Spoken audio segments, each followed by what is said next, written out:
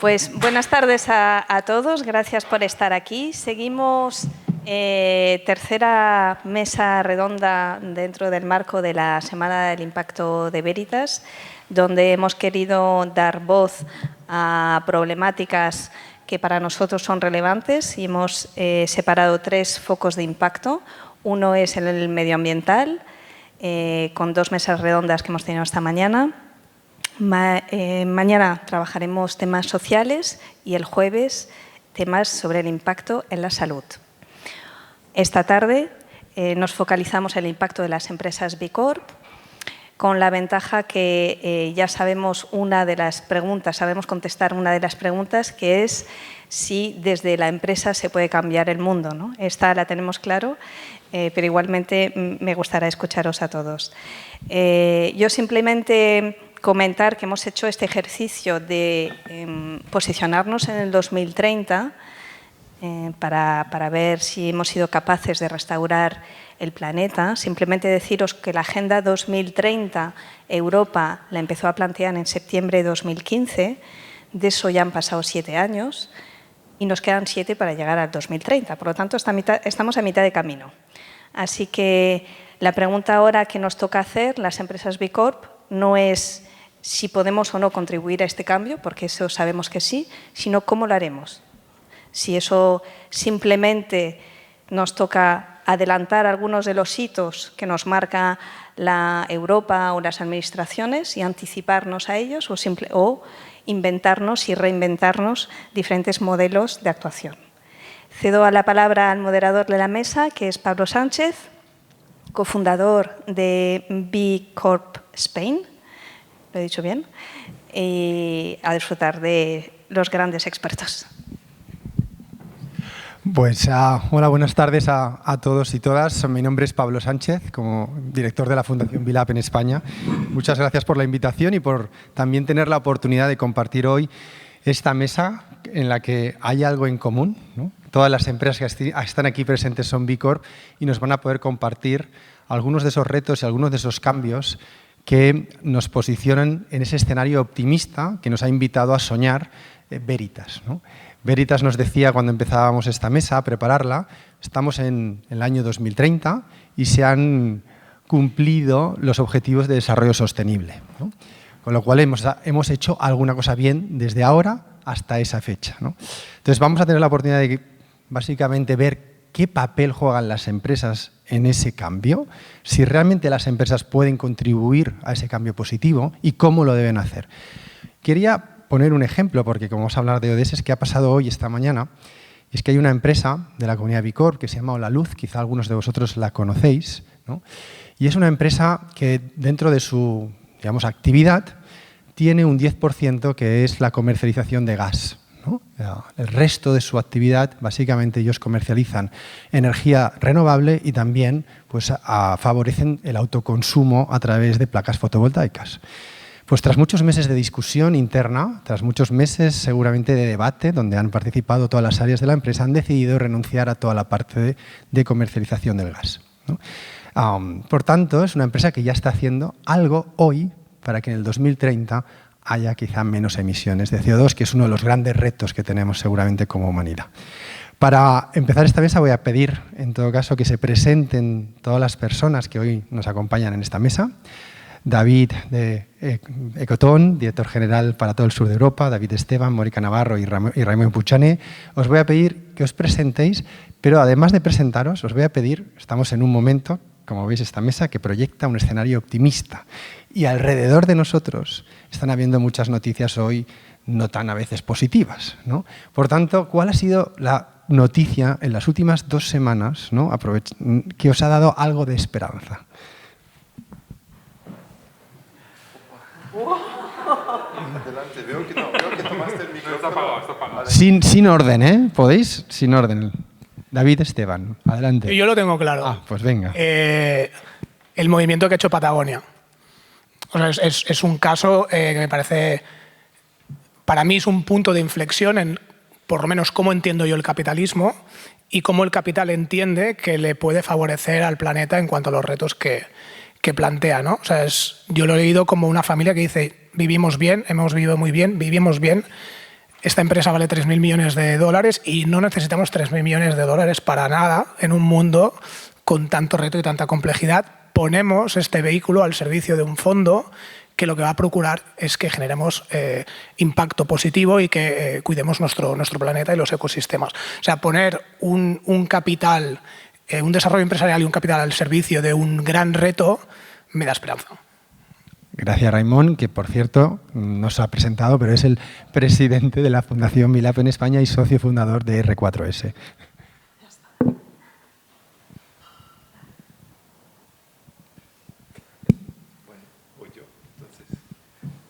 Bueno, creo que más que una noticia de hace 2 semanas es la capacidad que todos los países están tomando y siendo muy creativos en si no hay gas, entonces ¿qué hacemos? Y creo que ese momento que uno puede ver como un problema, lo estamos transformando en, ok, ¿qué soluciones vamos a encontrar un problema que es un problema vital para muchos?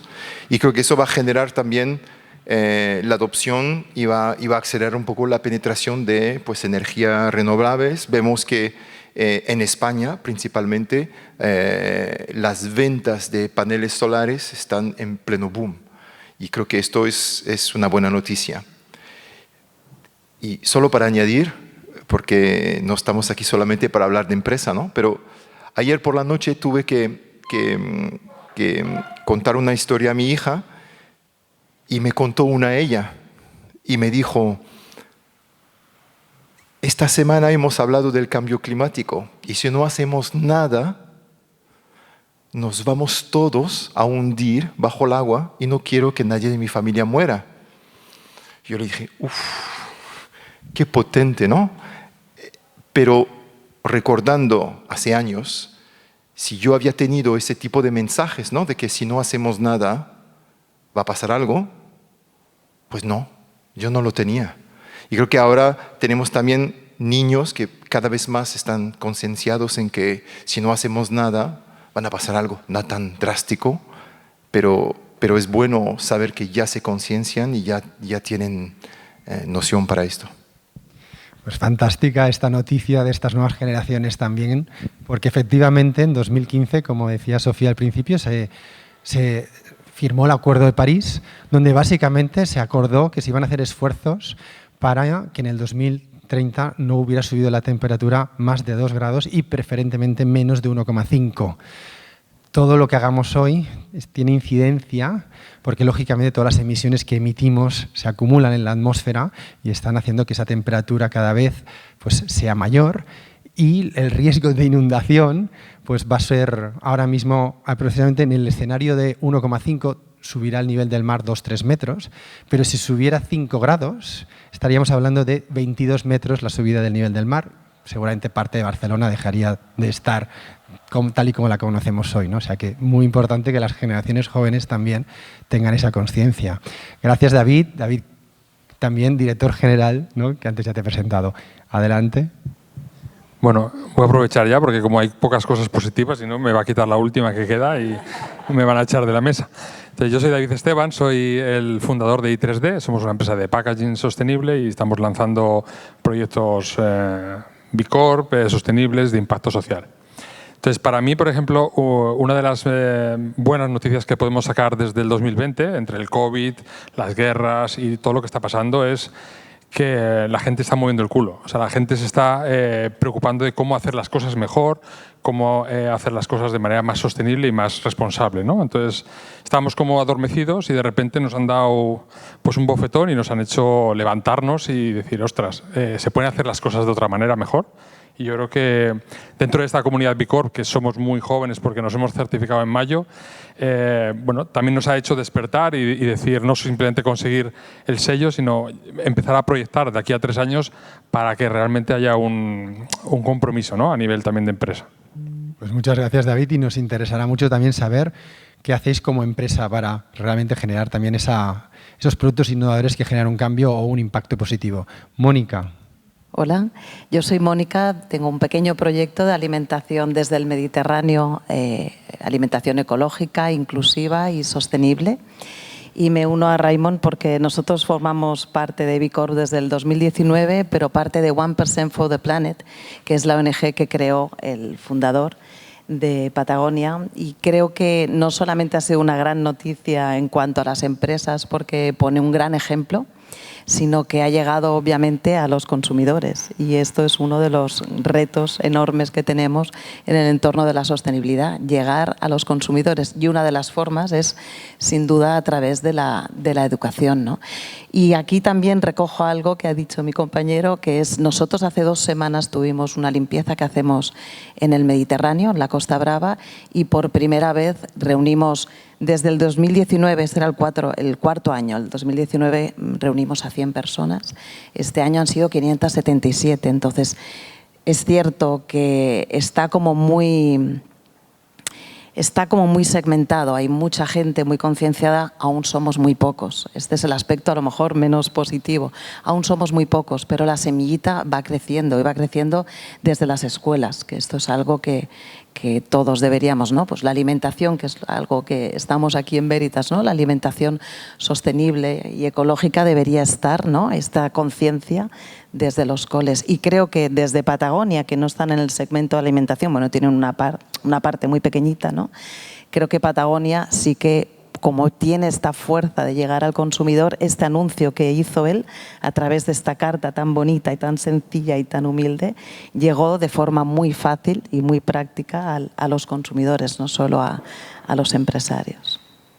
Pues muchas gracias por vuestras presentaciones, por poner este tono optimista de inicio. Y ya que estamos optimistas, yo he preparado una portada de La Vanguardia en el año 2030, que voy a pedir un poquito que nos la compartan, donde, como veis, la noticia principal es que el planeta está a salvo, se alcanzaron las metas de los ODS, y para ello, lógicamente, las empresas han tenido un papel decisivo. Esas empresas son esas empresas B Corp, donde además resulta que la plantilla del FC Barcelona está invirtiendo a través de un fondo de inversión de impacto que ha creado el club y que pues, aprovecha para acelerar, lógicamente, ese modelo empresarial. Como veréis, está lejos de lo que sería hoy la sensibilidad seguramente de algunos futbolistas que conocemos por recientes declaraciones de algunos de ellos. Así que también esa sensibilidad de esas nuevas generaciones ha llegado, por suerte, a esas personas que tienen tanta influencia en nuestra sociedad. Dicha y hecha esta pequeña, digamos, anécdota, sí que me gustaría explicar en qué consisten esas empresas B Corp que han logrado que se alcancen esos objetivos, ¿no? Ya lo vamos a entender desde la práctica, pero al menos hacer una breve introducción diciendo que el movimiento B Corp nace hace ya 15 años, hoy está compuesto por más de 5.600 empresas en todo el mundo, aproximadamente unas 175 en España, y todas ellas comparten unos rasgos identitarios, unos rasgos característicos propios. El primero es que se guían por un propósito empresarial. Tienen un propósito que guía su actuación y su modelo empresarial y, por tanto, incluyen dentro de su objeto social, incluyen realmente en qué quieren contribuir para generar un impacto positivo en la sociedad. Ese es el primer elemento. El segundo es que también en su gestión diaria están básicamente cumpliendo con unos estándares de gestión y medición de impacto que cubre básicamente todas las áreas de actuación de la empresa, desde trabaja con los trabajadores, compras, medio ambiente, recursos, gobernanza, ¿no? La gestión de clientes, y por tanto hay unos estándares que están orientados a que estas empresas realmente generen un impacto positivo en todos los grupos de interés. También, y es algo muy relevante, es que estas empresas adoptan un compromiso legal al modificar sus estatutos y ampliar su responsabilidad fiduciaria. Las empresas normalmente tienen una responsabilidad fiduciaria en relación a sus accionistas para maximizar el valor o el interés de los socios, y en este caso estas empresas amplían esa responsabilidad fiduciaria para también considerar los intereses pues, de los proveedores, de los trabajadores, de la comunidad donde operan, ¿no? Del medio ambiente, y por tanto los administradores son responsables de esa rendición de cuentas ampliada. Y por último también tienen criterios de transparencia que hacen que cualquier persona pues, pueda ver y valorar realmente cómo esa empresa está cumpliendo con esos estándares. Esos son un poco lo que define a las empresas que tenemos hoy aquí en la mesa y lo que define a todas las empresas de la comunidad B Corp. Dicho esto, me gustaría plantearos una pregunta y podéis hacer o intervenir en el orden que prefiráis, ¿no? que básicamente, si esta era la portada que hemos visto y que nos hemos imaginado, ¿cuál sería esa portada que desde vuestra empresa os gustaría que hubiera en el año 2030? ¿Cuál sería ese titular? ¿A qué reto estaría respondiendo? ¿Quiénes creéis que tienen un rol en dar respuesta a ese reto? ¿Y quién ha participado, ¿no? Puedo imaginaros ahora realmente ya como cada uno de vosotros en vuestra actividad, en vuestra empresa, qué es aquello que realmente ahora mismo querríais solucionar y ver a un titular de algún modo llamativo en ese año 2030. Hombre, mi titular sería algo como, pues era verdad, no era greenwashing, las empresas se han erigido como contribuyentes indispensables para conseguir los objetivos de desarrollo sostenible. Es decir, yo creo que estamos súper expuestos a la palabra sostenibilidad a día de hoy, todo el mundo la utiliza, bajo mi punto de vista, digamos, y sin ánimo de crítica, pienso que la mayoría de veces no se utiliza correctamente el término sostenibilidad y a menudo también se utiliza con oportunismo, pero no genuino. O sea, a mí me parece que es una gran oportunidad trabajar la sostenibilidad para las empresas, pero tiene que ser genuino en el sentido de que tiene que estar integrado esta voluntad de servir a todos los agentes de interés, no solo desde la operativa, no solo desde las implicaciones que tiene decidir un tipo de contribución social u otra a través de tus operaciones o medioambiental o un impacto negativo, sino sobre todo desde el modelo de negocio. Es decir, cómo mi razón de ser, lo que decías, el propósito, al final el sentido que tiene que yo exista dentro de este mercado, cómo esto hace que yo contribuya a que algunos de estos objetivos se muevan, ¿no? Y por lo tanto la respuesta que haya sido dada por las empresas, no desde cómo operan, sino desde sus productos y sus servicios. O sea, que tengan sentido de contribución para los objetivos. Súper interesante esta, digamos, distinción y buscar ese propósito genuino, evitar el greenwashing. Sabéis que ahora hay una directiva europea que precisamente va a regular que las empresas no puedan hacer greenwashing y que ya hay algunas empresas, de hecho, que han tenido que retirar algunos mensajes por considerarse precisamente pues, greenwashing. Mónica, por ejemplo, que veo que coges el micrófono. Me lanzo. Yo me imagino un titular vinculado a nuestro sector, a la alimentación, donde la regulación del greenwashing también llega a la regulación de las empresas y de los cultivos. Pienso en una agricultura regenerativa, ecológica y además de impacto positivo. Imaginaos, o sea, esto es un sueño, ¿no? Por ahí hay como, dentro del sector de la alimentación hay como, yo creo que en nuestro caso hay retos internos y retos externos. Y el reto externo hay uno como muy fuerte que tenemos y que sufrimos todos, que es el de la logística. Yo creo que eso sería un sueño increíble, llegar a que en el 2030 tengamos una logística sostenible, porque creo que muchos de los que nos dedicamos al sector de la alimentación podríamos llegar a controlar esta cadena de valor de creando impacto positivo a través de toda esta cadena de valor, siempre y cuando podamos solucionar también todo el aspecto logístico, que parece a lo mejor un poco interesante, ¿no?, sacarlo aquí, pero creo que es de vital importancia. Es como una de las patas más importantes con las que nosotros, por ejemplo, no podemos luchar directamente y tenemos que pasar al impacto positivo pues plantando árboles, por ejemplo, ¿no? Haciendo lo que es la compensación, que es lo que no deseas hacer cuando trabajas desde un ADN muy fuerte y auténtico de sostenibilidad.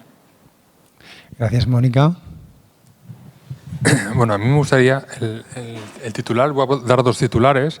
Uno sería genérico, yo diría es el plan A, o sea, las B Corp eran el plan A. O sea, debemos de pensar siempre que el crear impacto social, económico y medioambiental tiene que ser la prioridad de todos.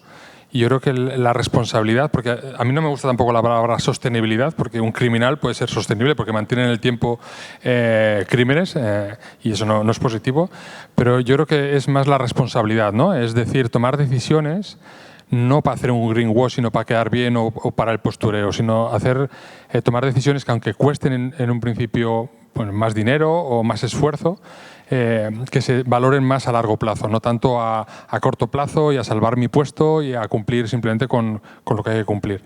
Entonces yo creo que es muy importante que seamos responsables y que nos comprometamos de verdad. Yo creo que es una comunidad que todas las empresas de B Corp tienen ya en el ADN esa gestión y eso es lo que yo creo que el titular debería ser en nuestro campo.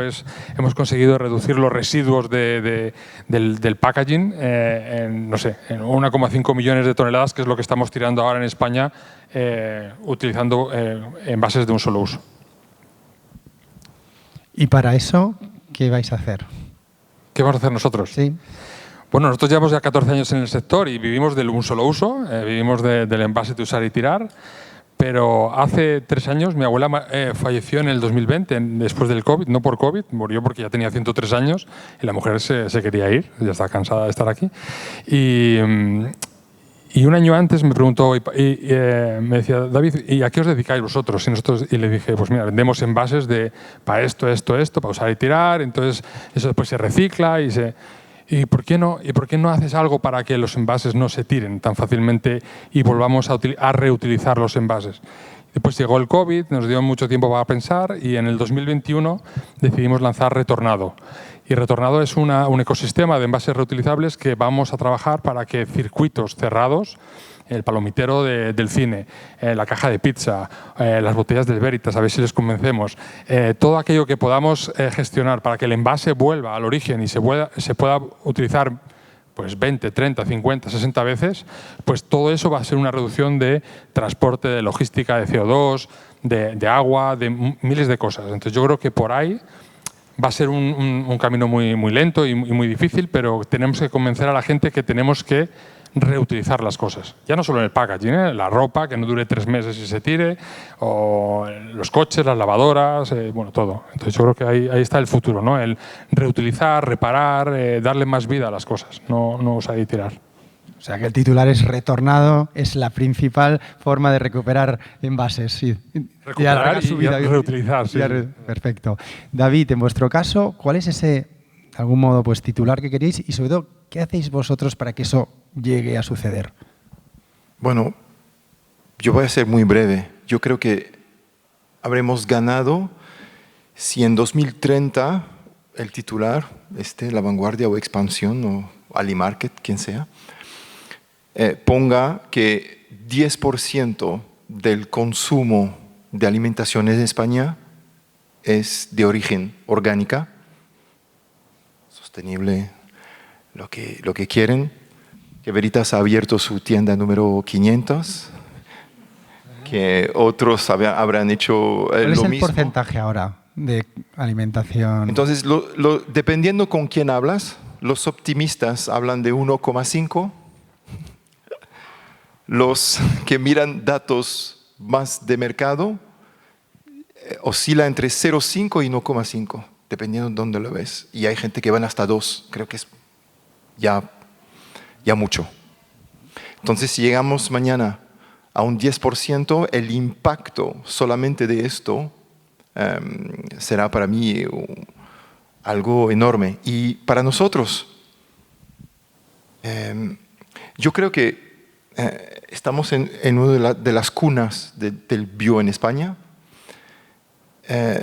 Biogran lleva 40 años haciendo esto. Entonces, para mí es que en 2030 nos podamos mirar en un espejo y decir, hemos sido fiel a nosotros mismos y hemos seguido. Hoy 90% de lo que tenemos es orgánico, 90% es plant-based. Si mañana nos ponemos objetivos locos de un 100, la perfección no existe, pero si seguimos haciendo lo que hacemos hoy, y probablemente de una forma diferente, con muchas mejoras, y llegamos a 10% del consumo de alimentación orgánica del total de España, creo que estaremos en un buen lugar. Estupendo, eso implica incrementar entre 5 veces o 20 veces, según esos datos más optimistas o pesimistas, el actual consumo. Pero España es el segundo productor de alimentación, de productos, pero su consumo interno es relativamente pequeño comparado a su tamaño de producción. Entonces hay un trabajo enorme, es un poco el aceite de oliva, es un poco con muchas cosas, ¿no? Somos muy buenos en producir, pero ahora hay que comercializar y educar y permitir a la gente que consuma estos productos. Me va muy bien lo que estás diciendo porque voy a enlazar con la siguiente pregunta, porque efectivamente necesitamos grandes cambios y aunque sean incrementales, también hemos de saber que hoy día se emiten 40.000 millones de toneladas de CO2 al año, ¿no? Si queremos ser un continente neutro, tenemos que reducir eso a cero en 20 años, en 25, 2050, que es lo que se está planteando. Por tanto, si queremos llegar ahí, fijar las cosas que han de cambiar, ¿no? ¿Cómo logramos esos cambios? ¿Cómo logramos que realmente se produzcan estos incrementos? ¿Cuáles son esos cambios que se tienen que producir en el sector y cómo los estáis impulsando? Si me permiten mis compañeros, y ahí hablo con un poco como portavoz de Asobio, que es la asociación que representa a los fabricantes y distribuidores de alimentos orgánicos en España. Bueno, hay una forma fácil de acelerar esa penetración, es el IVA. Si mañana queremos que más gente tenga acceso a la alimentación ecológica, si bajamos el IVA o durante un momento, porque es momento de actuar, hoy pedimos a la gente que corten las cosas, que no usen tal cosas, porque no paramos el IVA un momentico, 2, 3 años, para acelerar esa penetración, hacerlo más asequible, para acelerar esa penetración. Si tú hablas de ser neutro al nivel de la emisión de carbono, pues más plant-based, y más plant-based ecológico todavía mejor. Entonces, la solución para mí está mucho en las manos de las empresas, no dejar de hacer lo que hacemos hoy. Más va a ser difícil, pero todas intentan.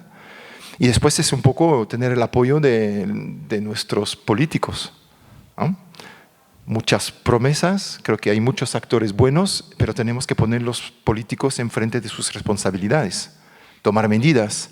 Estamos hablando de la Comisión Europea, de hablar de medidas, pues estoy todavía esperando que podamos tener acceso a unas subastas para que los niños en los colegios y en las cafeterías, cuando se tomen el desayuno, que sea un desayuno orgánico.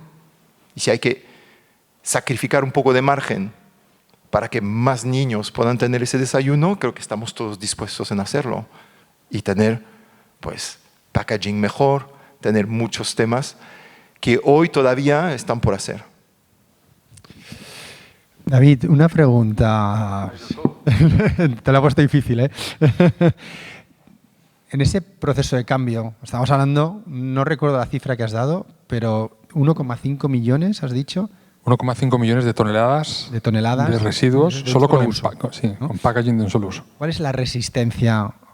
O sea, ¿cuáles son las resistencias a ese cambio? ¿Por qué no podemos adoptar otro modelo más fácilmente? Bueno, es un tema de comodidad. Es el tenemos que levantarnos del sillón para ir a devolver los envases al supermercado, al cine o donde toque, ¿no? Entonces, yo creo que esa conciencia está llegando muy poco a poco.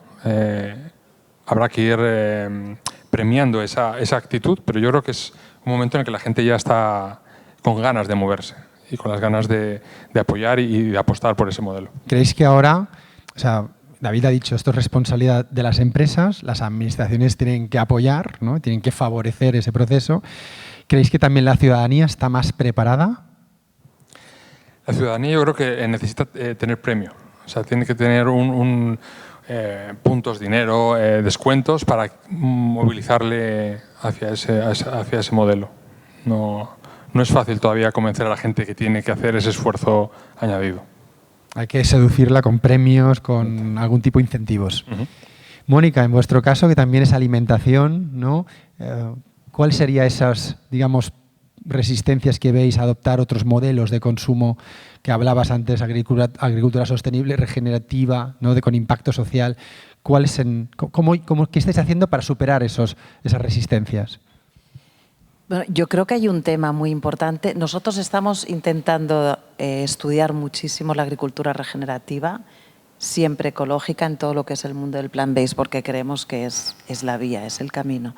Pero al margen de esto hay un tema, sin duda, de ayudas. La Administración tiene que ayudar a todas las personas que nos dedicamos directa o indirectamente a la agricultura ecológica, o cuando se consiga cada uno de nosotros la regenerativa. Tiene que haber ayudas y tiene que haber mucho tema de concienciación del consumidor, y esto es importantísimo. Volvemos otra vez al tema de la educación. Creo que sin duda tiene que venir desde pequeñicos, que la gente que en el colegio ya mamen, ya escuchen la importancia de saber desde el origen qué es lo que comemos, ¿no? Somos lo que comemos, que hay tantos países que lo tienen mucho más interiorizado. O sea, que ya venga desde, pues lo mismo que decías con tu hija acerca del cambio climático, ¿no? Que venga desde pequeños, que haya un sentimiento de que es un derecho poder alimentarme de una forma saludable, ¿no? Y consciente para el planeta y para mí. Estupendo. Y tú, Raimon, estás en contacto con muchísimas empresas. Bueno, no sé si hay alguien de la administración aquí, pero se le está un poco girando trabajo, porque hay unas cuantas responsabilidades que están surgiendo aquí. Raimon, tú estás en contacto con muchas empresas en tu día a día, ¿no? Algunas quizá tienen muy claro que quieren iniciar este proceso y que quieren empezar realmente a ser responsables de estos cambios. Otras quizás no lo tienen tan claro, dudan, ¿no? ¿Cuáles son un poco las resistencias que veis, o cuáles son esas dudas que están aún presentes en el mundo empresarial y que hacen que este cambio pues, no sea todo lo rápido que quisiéramos ver? Bueno, nosotros trabajamos con empresas medianas, grandes o multinacionales, o sea, empresas con envergadura, y nos encontramos quizás en dos retos, ¿no?, para trabajar con ellas. El primer reto es que cuando se sienten atraídas o llamadas las empresas a trabajar la sostenibilidad, que entiendan la dimensión de la palabra sostenibilidad y el sentido estratégico que tiene trabajar la sostenibilidad. Hago un mini paréntesis. A día de hoy usamos mucho el acrónimo ESG, Environmental, Social and Governance Policies, Practices, lo que sea, pero esto está muy enfocado en la operativa de la empresa. No pone en cuestionamiento el modelo de negocio de la empresa. Como decías antes, la taxonomía verde ya está empezando a definir cuál es el tipo de empresa que es conveniente o deseable para la economía europea, por lo menos en el ámbito del medio ambiente, ¿no? Por lo tanto, que la empresa entienda que trabajar la sostenibilidad es generar valor para todos los agentes de interés, pero desde el modelo y desde las operaciones. No solamente desde la vertiente, digamos, operativa, sin poner en cuestionamiento el modelo de negocio. Entonces, esta primera conexión es la que tenemos que establecer normalmente con la propiedad o con el management de la organización. Alinearnos en esto, con comités de dirección. O sea, la sostenibilidad es esto, no es otra cosa. Una vez estamos alineados y la empresa quiere trabajar en este sentido, se empieza un camino en el que progresivamente lo que queremos demostrar a la empresa, y la empresa se quiere, digamos, convencer de, es que se puede hacer negocio aportándole valor al resto de agentes de interés. Es decir, que es económicamente viable tener una empresa que focaliza sus productos y sus servicios para dar respuestas a los retos que plantea a día de hoy la sociedad, que están englobados en los Objetivos de Desarrollo Sostenible. Y a veces hay que hablar sin tapujos de una palabra que ha salido aquí, que es la renuncia. Hay que renunciar a cosas para que mejoren ciertos aspectos empresariales dentro de una sociedad cuya economía tiene muchos puntos de fuga. Hay que renunciar a crecimientos sin sentido, a dobles dígitos, a comodidades, porque viene con incomodidades todo este progreso, y que la empresa, si quiere proyectarse en adelante con confianza, desde una zona relativa de confort, si se quiere sostener, lo hará económicamente en tanto en cuanto genere un valor que la sociedad perciba y los agentes de interés también, porque si no, la ecuación de éxito no va a dar. Y esto cada vez está más relacionado con repensar los modelos de negocio. Eso quiere decir que quien vende agua embotellada, y eso no lo digo, digamos, no es conceptual, sino que es práctico, y lo estoy viendo con algunas empresas, se está replanteando cómo tiene que hacer llegar el agua potable de otra forma a su consumidor, porque cada vez tienen más presiones de todo tipo, sobre todo con el tema del packaging, por ejemplo. Están cuestionando los modelos de negocio detrás de hacer llegar ese producto.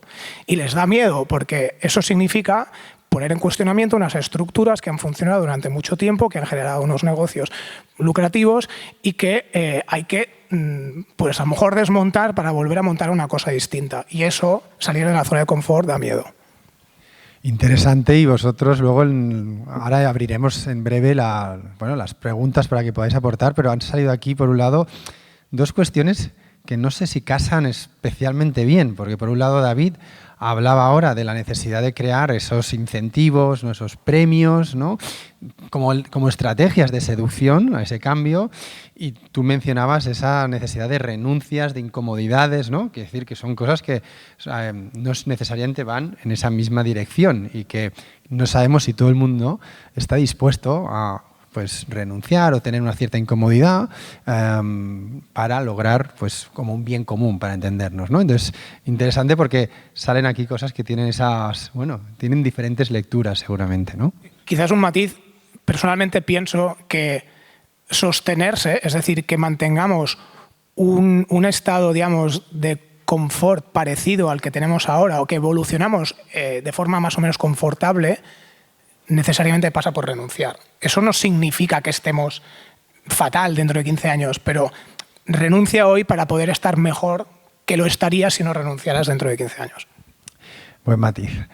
Vamos a hablar ahora de esas tendencias que están marcando la agenda de vuestro sector, ¿no? Esas tendencias clave que van a ser determinantes, de nuevo, para lograr esos objetivos, ¿no? ¿Cuáles son esas, innovaciones, esas tendencias que ahora mismo decís forman parte de algún modo, cada semana estamos hablando de este tema, es parte principal de mi agenda y es algo relevante, más allá de los, presiones a corto que pueden haber por otros contextos de mercado, ¿no? Con esa mirada un poquito más a medio plazo, esas tendencias, esas innovaciones que están marcando vuestra agenda. Quien quiera empezar. David. Bueno, la Agenda 2030 en el tema de packaging ha establecido que en el 2030 todos los envases tienen que ser reciclables, compostables o reutilizables. Entonces sí que se están tomando muchas medidas y muchas empresas están cambiando sus envases, sobre todo para trabajar con material monomaterial, ¿no? Antes hacían bandejas para la carne PET-PE y eso no se puede reciclar porque no se puede separar. Entonces se está trabajando mucho en que sea o polipropileno o que sea RPET, reciclado, o tratar de que la gente pueda separar si es un cartón con film, pues que se pueda delaminar fácilmente. Entonces, en ese sentido, en el packaging sí que hay mucho movimiento. No digo que todo que sea reutilizable, pero que al menos lo que es reciclable y compostable que lo cumpla, ¿no? Igual que el compostable, existe el compostaje industrial y el compostaje doméstico. El compostaje industrial en España no se puede gestionar. Sin embargo, hay muchas empresas que simplemente es un greenwashing, pone compostable y ya me sirve. Pero después, si es industrial, no tiene ningún sentido y puede contaminar el plástico, si la gente lo tira al plástico, o si lo tiramos al orgánico, pues también es un problema. Entonces, sí que en esa dirección se está haciendo bastante movimiento por parte de la industria. Muy interesante. Mónica. Nosotros estamos viendo y trabajando mucho el crear, la innovación de producto alrededor de productos con alto índice proteico, productos plant-based, vegetales y ecológicos, que sean muy altos en proteína vegetal. Pero como estamos en el 2030, yo vuelvo a uno de los retos que más nos hace sudar y tener dolor de cabeza, que es el nuevo paradigma de la logística, que espero que a estas alturas ya se haya solucionado. Sí, veo que este tema es tu lucha, es tu lucha.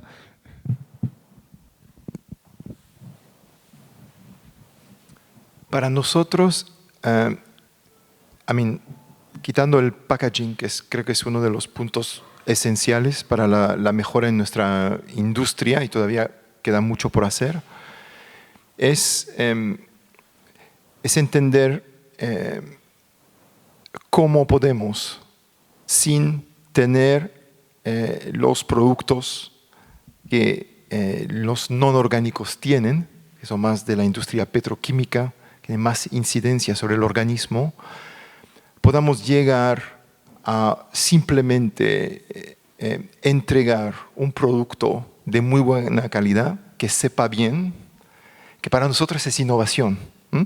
Si tomas productos que llamamos convencionales, es muy fácil.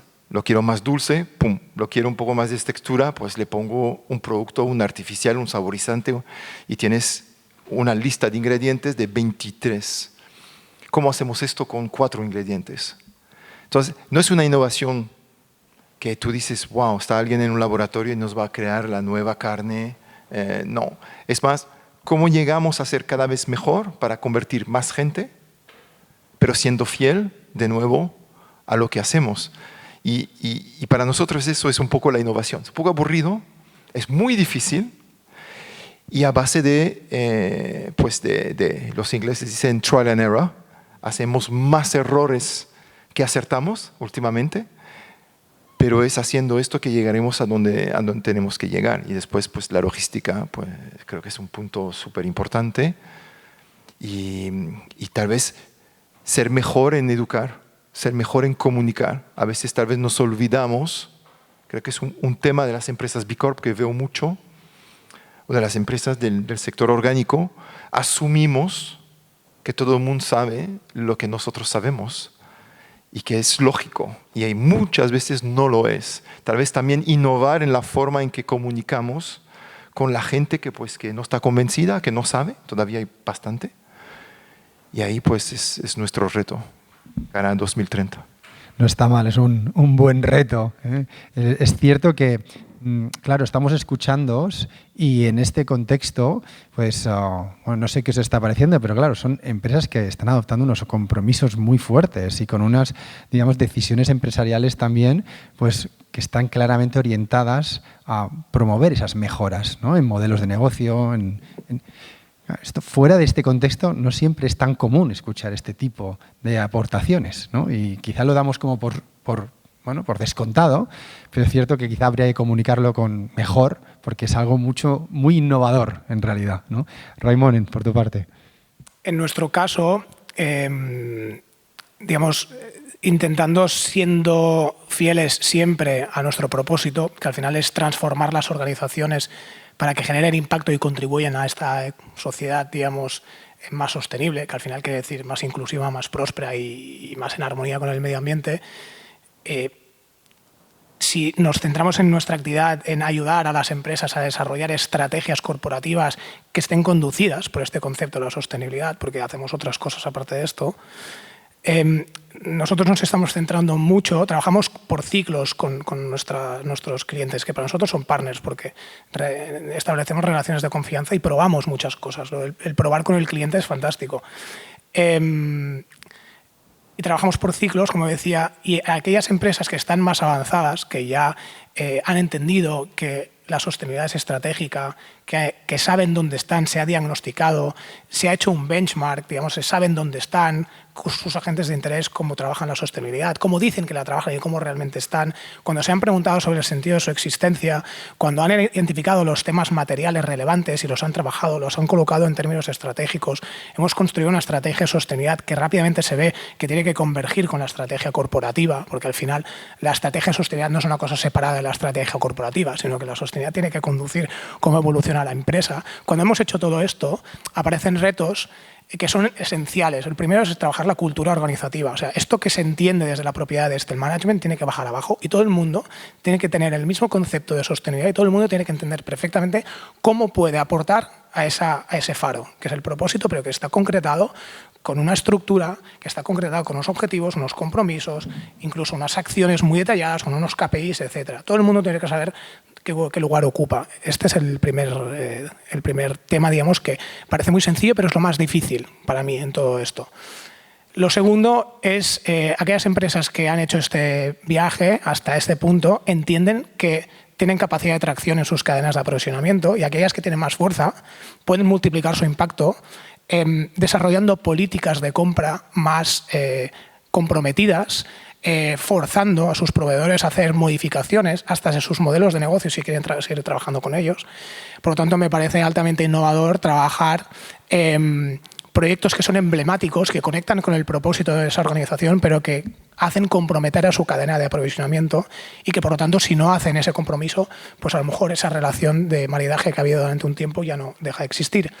Y luego lo tercero, insisto en el tema del modelo de negocio. Hemos hablado antes de Patagonia. que hayan empresas como Tony's Chocolate Only, que su razón de ser es acabar, tal y como lo dicen ellos, con la esclavitud del sector del cacao, y que te lo ponen en el chocolate. O sea, te hace un chocolate que está riquísimo y te lo presentan con porciones desiguales, que no hay ningún otro chocolate, porque todo es, digamos, exactamente igual, trocitos de chocolate igual. Pues tú quieres partir una tableta de Tony's y no podrás. ¿El mensaje cuál es? El mercado del cacao es desigual. Y nosotros existimos para romper con eso. ¿Y dónde está la propuesta de valor esencial de Tony's?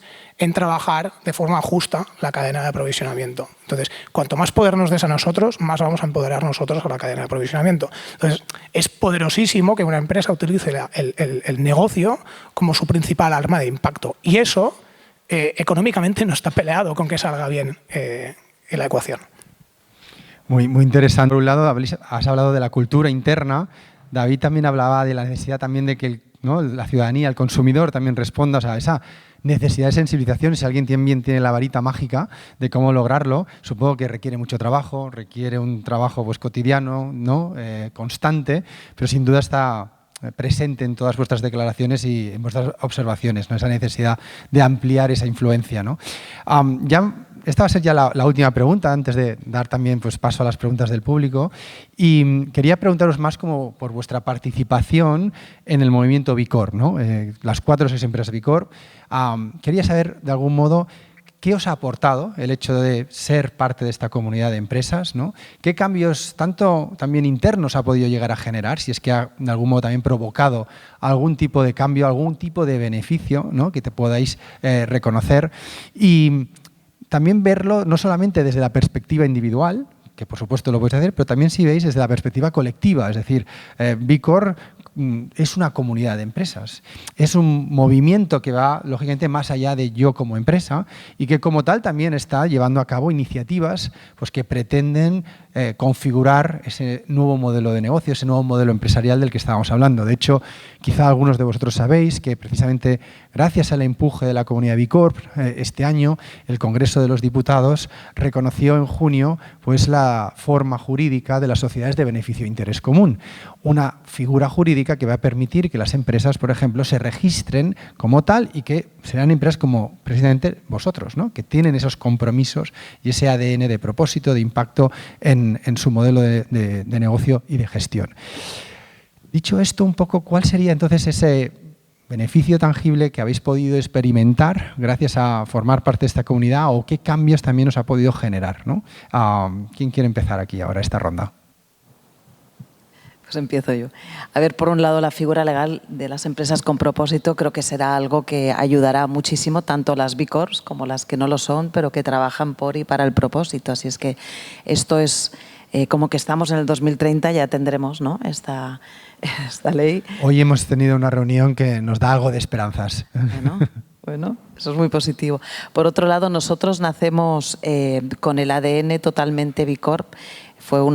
Nos costó muchísimo tiempo conseguir certificarnos, pero la verdad es que desde que se dibujó nuestro proyecto sabíamos que B Corp tenía que ser este garante que nos acompañaba durante toda nuestra cadena de valor, porque realmente es una ayuda de que te ayuda desde cosas muy básicas, de hacer los protocolos con todos, esta cadena de colaboradores, de proveedores, ¿no? Todos los agentes que están influyendo dentro de tu propio proyecto, a ponerlo en todos y cada uno de los pasos pequeñitos, del análisis pequeñito de tu cadena del valor. Nosotros decimos desde la semilla, actualmente pues hasta el frasco, ¿no? Y esto nos ha ayudado enormemente, ¿no? De ser como mucho más autoexigentes con nosotros mismos y también con las personas con las que, o las empresas, los terceros con los que colaboramos. Por otro lado, encontrar una comunidad, como bien has dicho, es una sensación muy, muy potente, porque cuando andas solo con un pequeño proyecto como es el nuestro, ¿no? De alimentación, y estás en todo este entorno y este ADN de sostenibilidad, andar solo es mucho más complejo. Entras en el mundo B Corp y ves empresas que tienen modelos de negocios como el tuyo, que son más grandes, más pequeños, que han tenido un recorrido, y empresas que no tienen nada que ver. Pero hay un punto en común muy, muy potente, que es el entender y el luchar, pero con una credibilidad desde cada uno de nosotros, de los que formamos parte del movimiento Bicor, la lucha, ese objetivo final y ese todos a una. Y hay algo como muy interesante que es la humildad. Yo me he sentido siempre súper cómoda y a gusto porque realmente trabajas con un sentido de autocrítica muy potente que lo único que te hace es aprender y crecer, y esto creo que es una ayuda enorme. Gracias, Mónica. Bueno, como repito, nosotros somos muy jóvenes en esta comunidad, pero nos ha servido mucho a organizarnos y aprender todas aquellas cosas que creíamos que hacíamos bien y no lo estamos haciendo bien. Entonces, bueno, fue un examen de acceso, pero es sobre todo un examen diario de cómo relacionarnos con los proveedores, relacionarnos con los clientes, relacionarnos con los empleados. Somos muy poquitos, somos 6 personas, pero aún así nos está ayudando a amueblar mucho mejor la empresa, sobre todo para crecer y a crecer con unas mejores bases. Entonces, y después también lo que decía, para nosotros poder compartir con empresas que tienen esa misma inquietud es mucho más fácil comunicarse, porque a veces dices soy un friki y esto no funciona, y no te das cuenta que hay muchos más frikis en el mercado, con todo el cariño, y con los que puedes compartir, puedes aprender, sobre todo aprender mogollón, y para nosotros es súper enriquecedor estar en la comunidad Bicorp. Gracias, David. Pues para nosotros fue un reto porque el grupo decidió certificar todas las empresas del grupo al mismo tiempo. Una locura, pero lo conseguimos.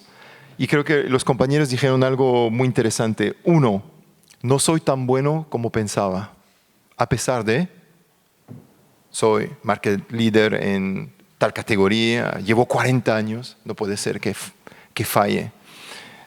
Y entonces eso nos lleva a la humildad, es decir, es un poco, ¿no?, como un triatlón.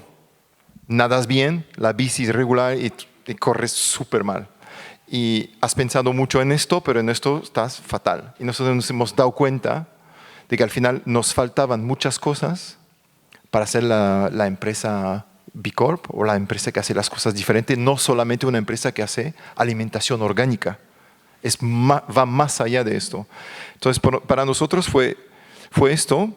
Y creo que nos ayudó, como tú dijiste, es hoy en la evaluación de todos los empleados hay una parte de Bicorp.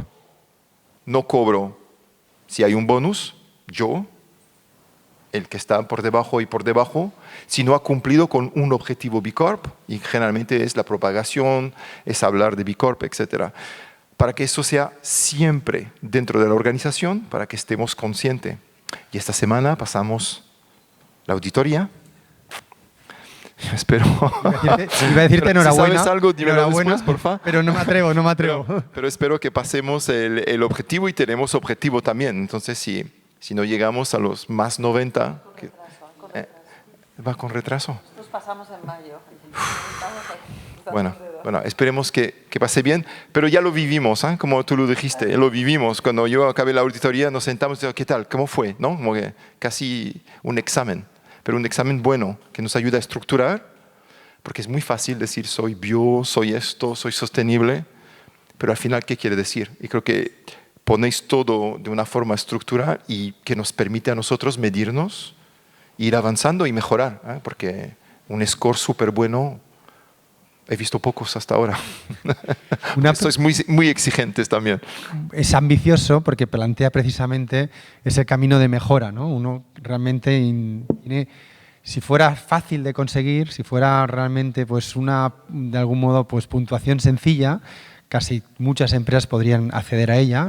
Precisamente la intención es hacerlo ambicioso para que realmente se ponga un esfuerzo y que la empresa pueda identificar pues esas mejoras que están a su alcance y que puede implementar. Me ha interesado este punto que has dicho de esos incentivos internos, ¿no?, que existen de cara a promulgar esa filosofía Bicorp dentro de la organización.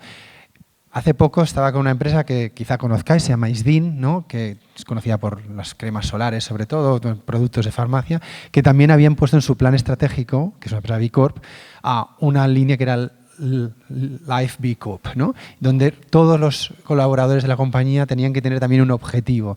¿Nos podrías quizá explicar algo más cómo funciona en el caso vuestro este sistema? Pues cada empleado tiene una evaluación, que son 3 objetivos. Tengo dos aquí que, mira, están riéndose. Sí sabemos de lo que está hablando. 3 objetivos de negocio y 2 complementarios. Generalmente nos hemos dado cuenta que en el pasado, en los complementarios, en los que, bueno, son un poco los by the way, ¿y qué tal? Estaban mucho los de B Corp o los de sostenibilidad. Y lo que hemos hecho es pasar en los 3 objetivos, es decir, que llegar a las ventas o al EBITDA, tener un objetivo B Corp era igual de importante que de llegar a las ventas. Entonces, hemos pasado de ser complementarios a ser esenciales. Entonces, hoy, ir a ver a un cliente y antes de empezar a venderle la máquina y todo lo que tengas, hemos hablado de B Corp, hemos hablado de la diferencia que hacemos en este planeta y, by the way, estoy aquí para hacer negocio. Algunos no lo recuerdan muy rápido. No te enrolles, vamos. Pero la mayoría lo agradece. Ir a presentar, trabajamos con Ecovalia, hacer cosas que ya no son una obligación, pero ya están dentro de la forma de decir. Y solo quería añadir algo porque dijiste algo y después te dejo hablar. Pero hay un pequeño debate que he tenido la semana pasada con la Junta Europea del grupo. Y alguien dijo, pero Nescafé es B Corp, ¿vale la pena? Y eso me recuerda cuando decíamos antes, en el mundo orgánico, pero ya hay mucha gente certificada, entonces eso va a perder su poder. Y yo creo que es al revés, pero eso es mi convicción y convicción del grupo. Bueno, mejor que haya más Nescafés de este mundo, porque quiere decir que estamos en un camino a tener más impacto y llegar a 2030, porque si somos solamente un par de Asterix y Obelix por ahí peleando, no llegaremos. Necesitamos también que los grandes suben y que gente como tú les ayuden ¿sabes? En la estrategia, en montar todo esto. Nosotros somos convencidos, lo haremos, pero necesitamos más gente. Buen debate y a ver qué opina también luego el público sobre esa, de algún modo, pues ampliación, ¿no? Hacia otras empresas que pueden tener esa capacidad de tracción y que si realmente están convencidas y lo hacen de forma genuina también pueden generar grandes cambios. Por vuestra parte, Raimon. A nosotros, principalmente B Corp, lo que nos ha dado por encima de todo es identidad.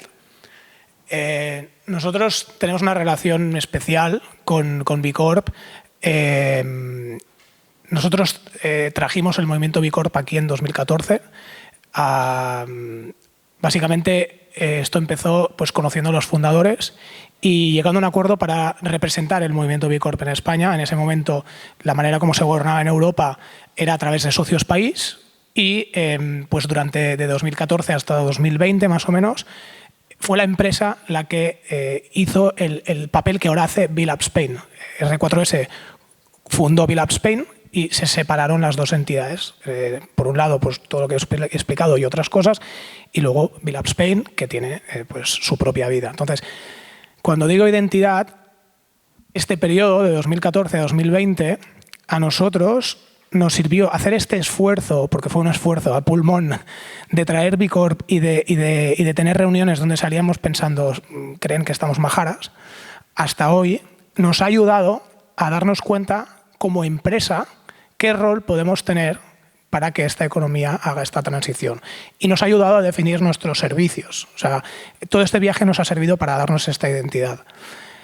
También lo que nos ha dado son herramientas, porque nosotros utilizamos las herramientas de B Corp para hacer nuestro trabajo. Entre otras cosas, usamos, o entre otras herramientas, muchas otras, utilizamos las herramientas de B Corp para hacer nuestro trabajo. La comunidad B Corp para nosotros es esencial por todo lo que habéis dicho y además porque nos da ejemplos de que ser una empresa B Corp es sostenible desde todos los puntos de vista. Es decir, cada vez podemos explicar a más empresas que hay éxito detrás de B Corp y por lo tanto gracias a la comunidad y a vuestro esfuerzo y a vuestros propios modelos y a vuestra, digamos, demostración podemos evangelizar un poco más el movimiento desde nuestro trabajo, digamos, haciendo estrategia empresarial. Y nos he dado reconocimiento también. O sea, ser B Corp a día de hoy ya es algo reconocido.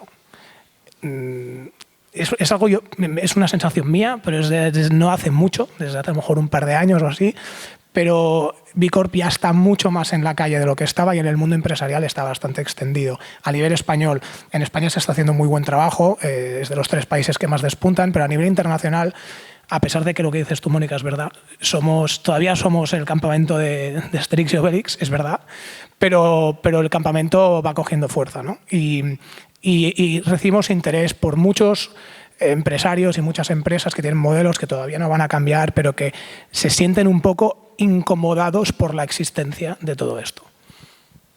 Bueno, pues muchas gracias. Empezábamos esta mesa básicamente preguntando cómo las empresas pueden ser una fuerza para este cambio, para lograr estos objetivos de desarrollo sostenible.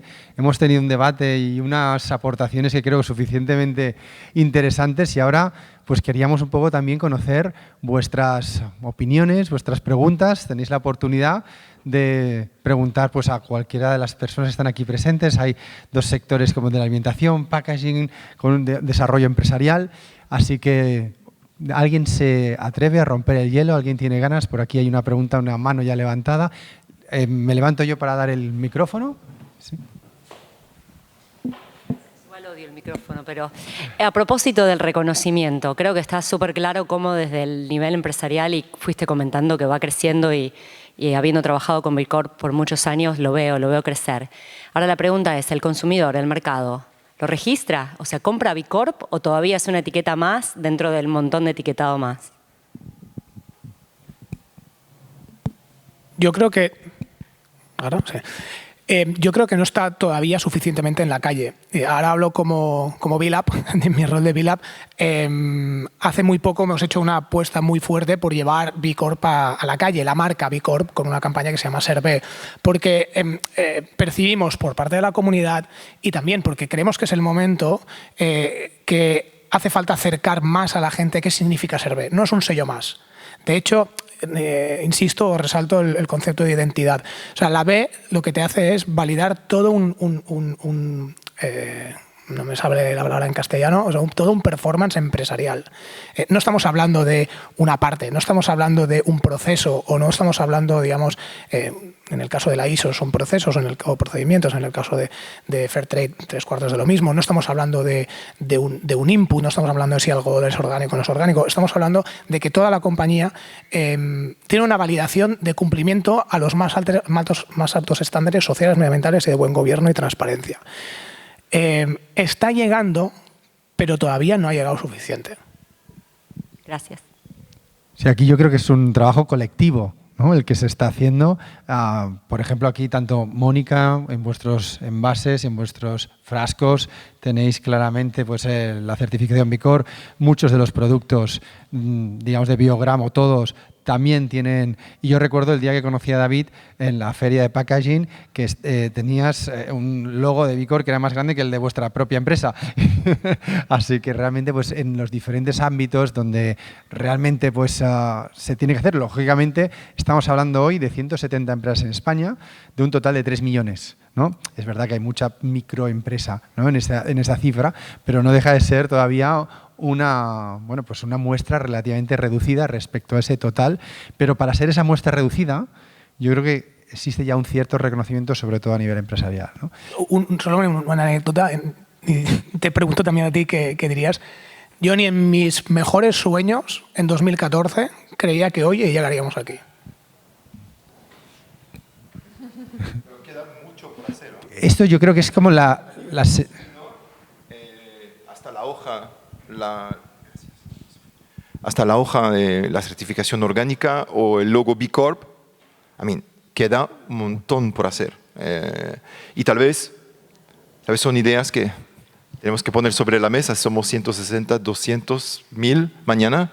Si habrá que hacer un esfuerzo para comunicar más, no solamente 1000 veces, pero tal vez una vez, pero bien hecho y a nivel nacional. Sí. Lo lanzo así. Sí, buen reto y ojalá podamos repetir. Hicimos este año una primera campaña que se llama Observe, que por primera vez hicimos una campaña de algún modo en medios, en la calle, con presencia en diferentes espacios, ¿no? Para generar ese mayor reconocimiento. Ahora, no somos una marca de consumo, ¿no? Somos una fundación y claro, eso requiere un esfuerzo tremendo. Vosotros que sois marcas de consumo sabéis lo que quiere decir posicionar una marca en el imaginario ciudadano, ¿no? Por tanto, va a requerir seguro un esfuerzo continuado, ¿no? ¿Quién más tiene ganas de...? Por ahí detrás también hay una pregunta.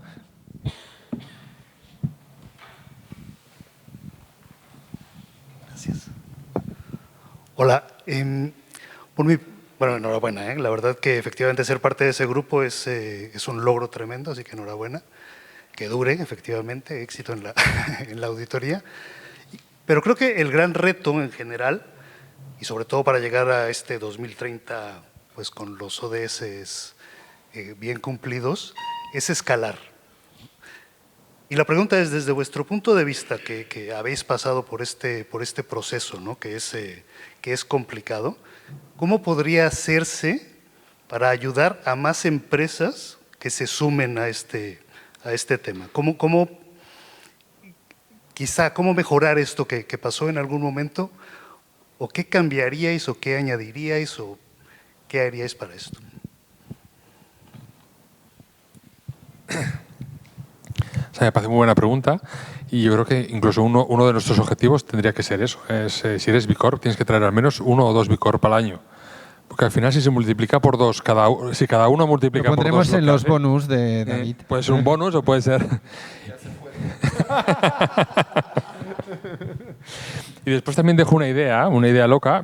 Yo con mis hermanos y mis primos hicimos una escapada a un refugio en la montaña y quedamos que todos los 7 del 7 del año que acabas en 7 nos teníamos que ver, pero no podíamos decirlo. O sea, no nos podíamos llamar una semana antes, oye, que la semana que viene nos tenemos que ver en un sitio que solo se puede llegar andando. Pero han pasado ya 3 veces, en el 2000, eso empezó en el 97 y fuimos todos, en el 2007 también aparecimos y en el 2017 también hemos aparecido todos, somos 6 primos solo, ¿eh? Pero es un reto que eso queda ya para la vida. Entonces yo dejo esta idea y es que una vez al trimestre o que se nos ocurra un día al año o 2 días al año, que ese día a tal hora, a las 7 de la tarde del 7 del año que sea, que todos hagamos que sea trending topic la palabra B Corp o B Corporation o B Lab o lo que pongamos, ¿no? Porque al final no solo son 175 empresas, son 175 empresas por todos los empleados, es muchísima gente. Exactamente. Y un poquito para intentar interactuar con las dos preguntas. El movimiento B Corp, y esto aquí tenemos a los fundadores, os explicarán también, pero hay muchas ayudas, muchos proyectos desde B Lab para intentar llevar, explicar y hacer toda una parte de incluso casi de docencia acerca de cuál es ese camino. Y a partir de ahí, pues las empresas pueden o no decidir si emprenden ese camino. Si es que hay muchísimas herramientas al abasto de cualquier empresa que tenga, aunque solo sea curiosidad. Pero como que estamos en el 2030, yo me imagino una situación como la que se puede vivir en algunas de las ciudades más importantes de Estados Unidos. Para nosotros, Estados Unidos es nuestro mercado principal y un producto que está con el sello de B Corp, que no es un sello de una certificación, sino que es mucho más, hasta niños haciendo store check en un supermercado de una cadena de 500 supermercados, o sea, no hablo de la tienda gourmet de la zona alta. Hasta niños pueden señalar cuando ese producto tiene la B de B Corp, ¿no? Porque también al final es un tema, pues eso, de conocimiento, de notoriedad y de educación. También son mercados, por ejemplo, el americano es un mercado con una cultura, en nuestro sector, al menos de la alimentación, pues con una materia prima pues no tan rica como la nuestra, una cultura gastronómica que les ha llegado más tarde.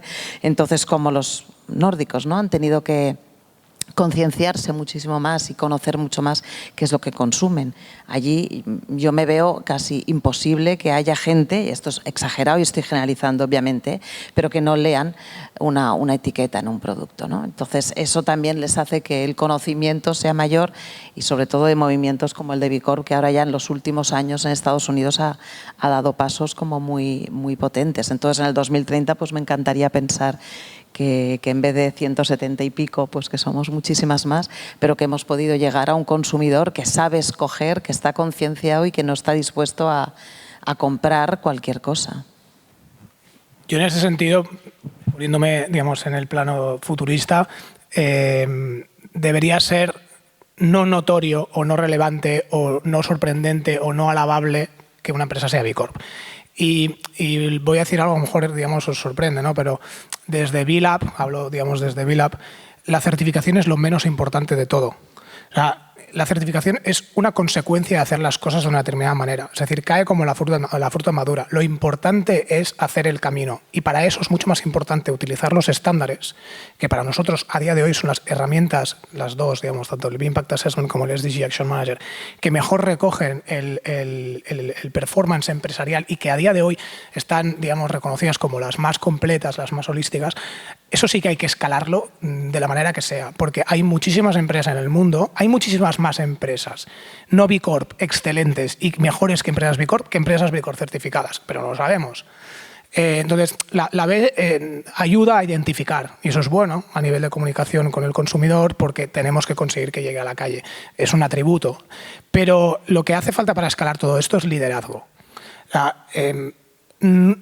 Nuestro compromiso desde B-Lab, y también hablo desde nuestra empresa, es identificar líderes empresariales atrevidos que entienden esto y que están dispuestos a hacer cosas extraordinarias o fuera de lo común o fuera de sus zonas de confort para que otros hagan lo mismo que ellos o que ellas. Entonces, yo creo que tenemos que encontrar a esas personas valientes y decididas que tienen poder de decisión y que pueden llevar a sus vehículos más allá. Me cuelo yo antes. Ah, vale. Tenemos aún 10 minutos, ¿no? Sí. Sí. No, para hacer yo también. Ah, vale, perfecto. A mí me gustaría compartir una preocupación, ¿vale? Y es la reflexión siguiente. Estamos en una sociedad cada vez más consumista, ¿no? Con un exceso de consumo, diríamos. Sabemos que ese consumo tiene un impacto más bien negativo en lo que sería el planeta. ¿Y cómo es compatible esto con la necesidad desde la empresa privada de vender cada día, vender y crecer, ¿no? Y no hablo desde la empresa de alimentación que somos, porque en ese sentido sí que comemos todos cada día y por lo tanto no estamos hablando de exceso o de consumismo en ese sentido que podría aplicar a otros sectores, ¿no? Pero para otros sectores, ¿cómo se convive, digamos, ese equilibrio de no intentar demasiado al consumo, que sería incompatible con buenas prácticas de sostenibilidad, pero sí la necesidad empresarial? Voy a ser polémico, ¿vale? Yo hace ya bastantes años que me incomoda mucho hablar de crecimiento. Creo que es muy importante que crezcan modelos como los vuestros, porque hay que multiplicar exponencialmente un tipo de consumo alimenticio determinado por el bien del planeta y de nuestra salud. En este sentido, ese crecimiento lo suscribo, pero no todo tiene que crecer. A mí me gusta hablar de desarrollarnos, y el desarrollo puede venir con la renuncia. O sea, yo no necesito 45 pantalones, no necesito cada 3 meses que sean de un color distinto. Tampoco necesito irme a la otra punta del mundo para estar 3 días y volver a una reunión si la puedo hacer de otra forma. Es decir, ser más conscientes de lo que significa hacer evolucionar el modelo en el que estamos, que evidentemente necesita una economía, como lo han tenido todas las otras civilizaciones anteriores a nosotros, pero que seamos conscientes de que crecer tiene que tener un sentido que ayude a resolver nuestros puntos de fuga del sistema. Porque si no, seguiremos en decadencia. Leí hace muy poco una entrevista a Eudald Carbonell, que es un paleontólogo que está en las cuevas de Atapuerca, que son las cuevas más importantes, digamos, que en el mundo. Digamos, creo que en sus palabras, si no lo digo mal, todos los otros yacimientos paleontológicos del mundo juntos no han descubierto ni la mitad de lo que se ha descubierto en Atapuerca. Esta persona tiene una visión, digamos, de la historia de la humanidad vastísima, y él está hablando de que estamos entrando en colapso.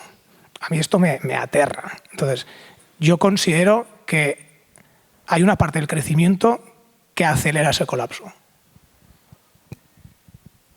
¿Alguien quiere, digamos, contrarrestar esa visión?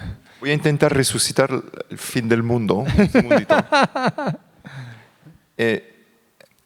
Yo lo veo de otra forma. Es simplemente que el crecimiento quiere decir que más gente consume, y si somos responsables y sostenibles, si más gente responsable y que ve la sostenibilidad, vaya al orgánico, vaya cualquier tipo de alimentación que beneficie al planeta, pues más somos, mejor.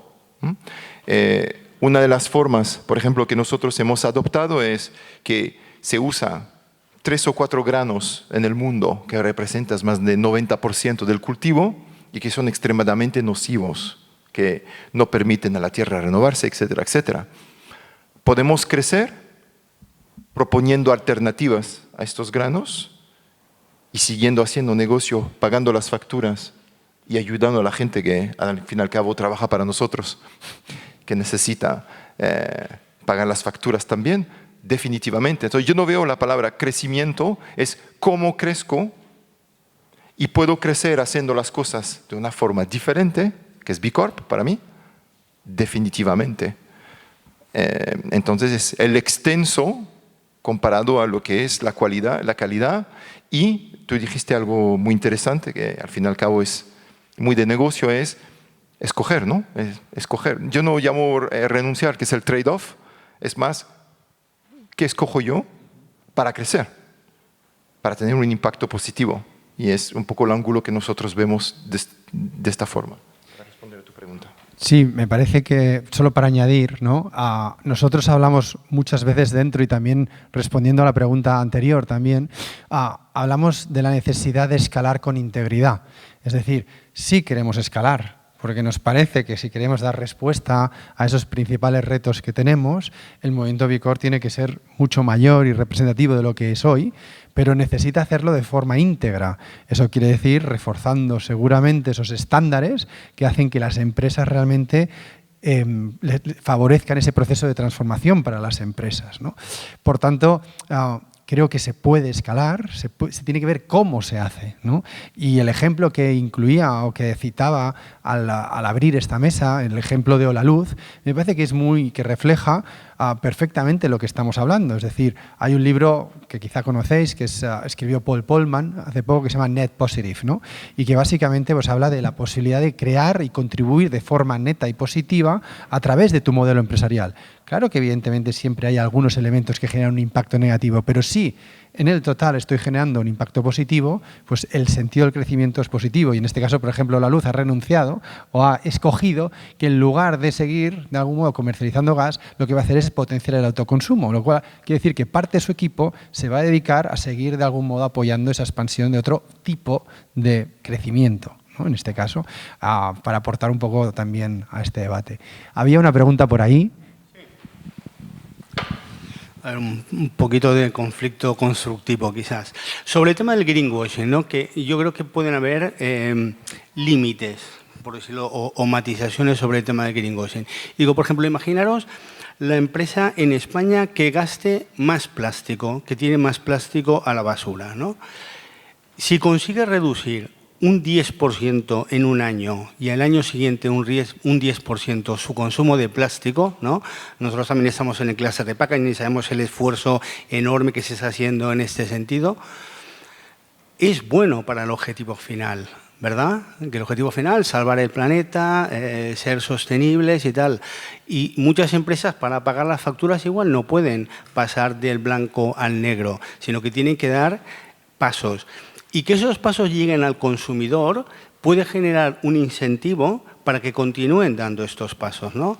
Lo digo porque todos estamos en contra del greenwashing, pero también quizás tenga una parte positiva, ¿no? De que genera un incentivo para continuar mejorando.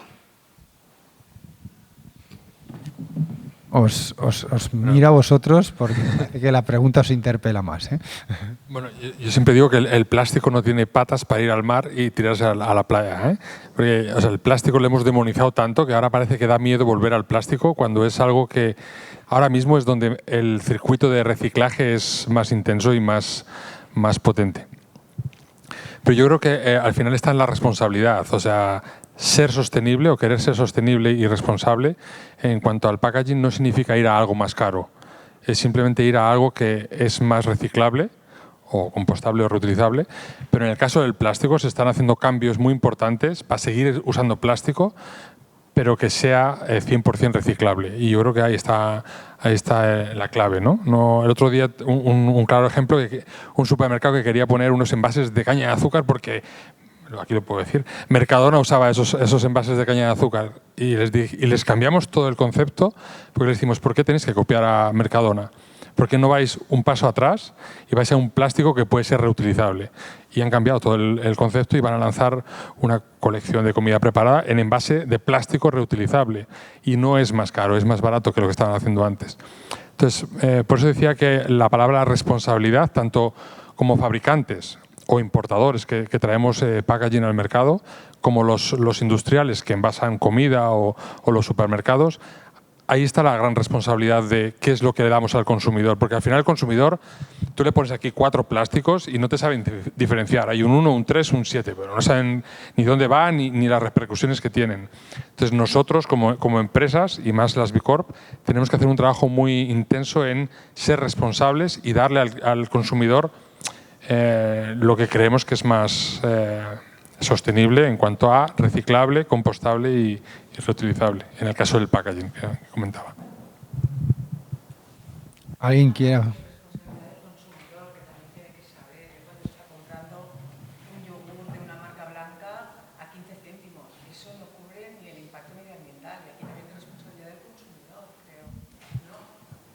Bueno, yo soy opuesto a las marcas blancas porque yo creo que nosotros tenemos una botella que se llama Reboot, que es la botella para evitar la botella de plástico. Una botella de plástico, para producir una botella de medio litro, se consumen 3 litros de agua. O sea, imaginaros el impacto que tiene poner fuentes en las empresas y que la gente vaya a rellenar con su botella, si puede ser Reboot el mejor, pero puede ser de cristal o pueden ser de otras marcas. Pero yo creo que el tema de la marca blanca ha hecho un flaco favor a toda la industria, porque estamos premiando simplemente por el precio. Yo creo que lo que decía antes Sofía, yo creo que podemos crecer, pero no tiene que ser siempre un crecimiento monetario. Puede ser un crecimiento en cadena de valor, en impacto social, en inclusión, en muchas cosas que no tiene que ser solo medir en dinero, ¿no? Los objetivos de las empresas y los bonos que damos a los empleados y todo eso. ¿Nos da tiempo a una última pregunta? ¿Sí? ¿Sí? Perfecto. Sí, adelante.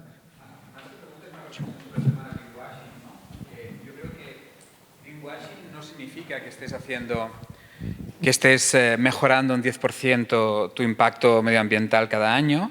El problema de esto es cómo lo comunicas y qué explicas de lo que estás haciendo. Ahí es donde entramos en el greenwashing. Cuando ocultas parte de tu realidad o centras tu mensaje en una parte que no tiene toda la autoridad o autenticidad que debería tener. Y lo digo porque hay muchas empresas y muchas empresas B Corp que están en un proceso de mejora. Una de las cosas que te pone el estar dentro del proceso de B Corp, ¿no?, es que tienes una serie de objetivos que te implican ir mejorando y que muchos de estos objetivos te hacen ser sensible con la realidad de lo que realmente estás provocando. Entonces, a lo mejor ahí no vas a comunicar o vas a comunicar con transparencia admitiendo que estás provocando eso y que estás trabajando para ello. Ahí es donde entramos en el greenwashing, cuando no actuamos con transparencia y no somos leales con lo que realmente estamos haciendo. Estupendo, pues me parece que si no hay ninguna pregunta más, agradecer a todos vosotros y Raimon, Mónica, David, pues vuestra participación en este debate. Habéis hablado, creo, sobre la importancia de reconocer la sostenibilidad, pero entendiendo bien lo que quiere decir, ¿no?, el concepto de sostenibilidad, que muchas veces seguramente tendemos a un uso muy generalizado y no siempre correcto, a introducir, por tanto, ese elemento también de propósito dentro de las empresas como un elemento fundamental. Y, bueno, me quedo con ese titular que en el 2030, ¿no?, pues las B Corps serán el plan A. Me ha gustado, así que con eso pues nos quedamos y muchísimas gracias. Si me permitís una palabra, espero que para todos vosotros haya sido igual de interesante que para mí. Agradeceros a todos los participantes. Yo me quedo con una palabra que es la de humildad. porque me ha parecido una reflexión interesante y me ha llamado la atención, ¿no? Porque realmente es interesante ver que compartís este sentimiento de humildad dentro de un grupo de empresarios con un nivel de conciencia muy elevado, ¿no? Y me lleva un poco a la reflexión de Sócrates, de cuanto más sabes, más te das cuenta que no sabes nada, ¿no? Todo lo que sé es que no sé nada. Así que, evidentemente, nos queda mucho camino por recorrer a todos y somos conscientes de ello. Y adelante. Gracias de nuevo.